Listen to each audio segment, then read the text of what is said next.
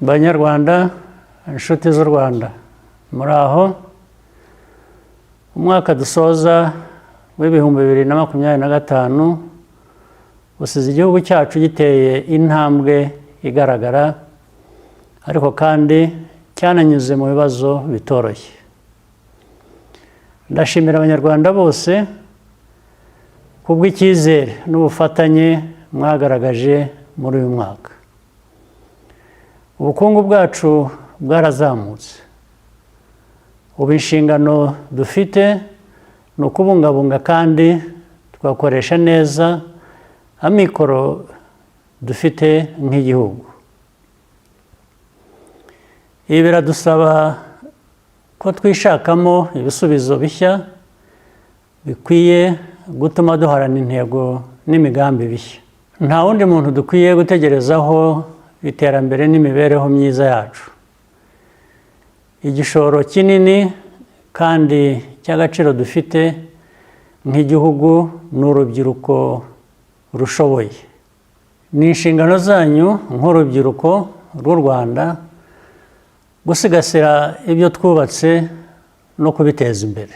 Ndizera ko ibyo byose mubyiteguye, niyo byasaba kwitanga, yaba ku giti cyanyu cyangwa twese hamwe.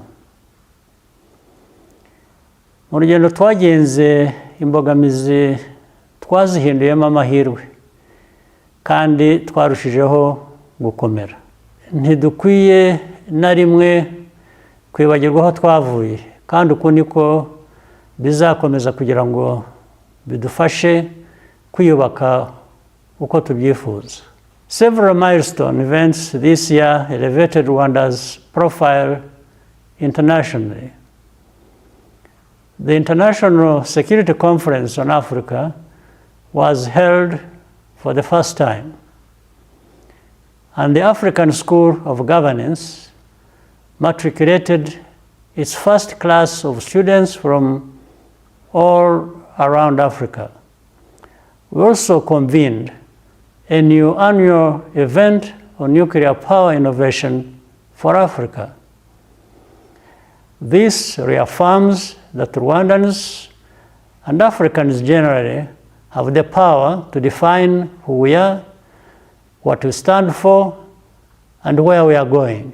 The defining moment of 2025 was undoubtedly hosting the UCI World Cycling Championships. Bringing this competition and its elite athletes to Kigali's streets was a source of immense pride for our nation.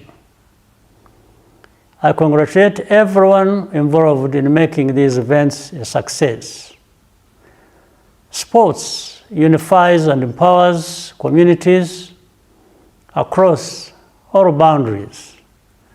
The world saw Rwanda and Africa in a new light.